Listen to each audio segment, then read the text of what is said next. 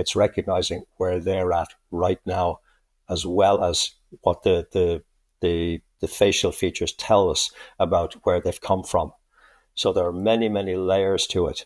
And we're recognizing whether, for example, very simple things like whether somebody needs to be communicated with very quickly.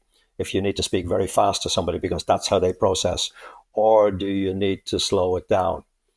Or do you need to talk in feeling terms? Do you need to talk purely in terms of data? All of that information is visible in somebody's static facial features.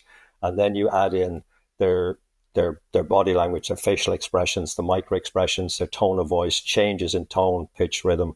All of those things are very, very revealing in terms of where somebody is really coming from, as opposed to where they profess to be coming from.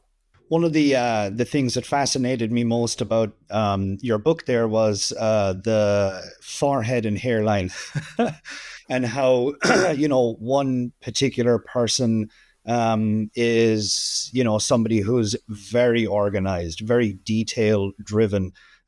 Somebody that likes everything, to be put in order and in great detail, as opposed to somebody who has more of a creative mind, more of like an imagination type of personality. And I just thought, gosh, what a superpower it is to be able to, in an instant, be able to look at somebody, in a deal scenario, in a negotiation situation, where you would be instantly able to align yourself with exactly the type of mind that, and the personality that person has.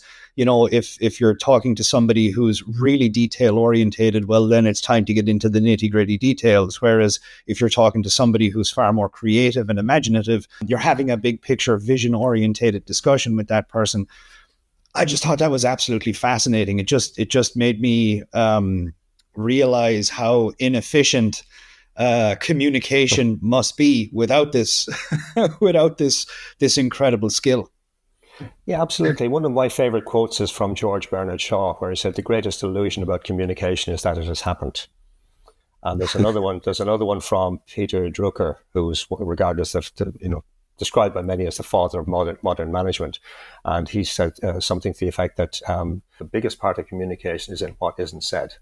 So if you enjoyed this clip and you'd like to benefit from more monetization secrets, go and register now for Monetization Daily. You can go to monetizationresearch.com to get it. It is a free newsletter that is absolutely awesome. It is delivered to your email inbox, and it contains lots of great monetization tips, tactics, and strategies that you will love.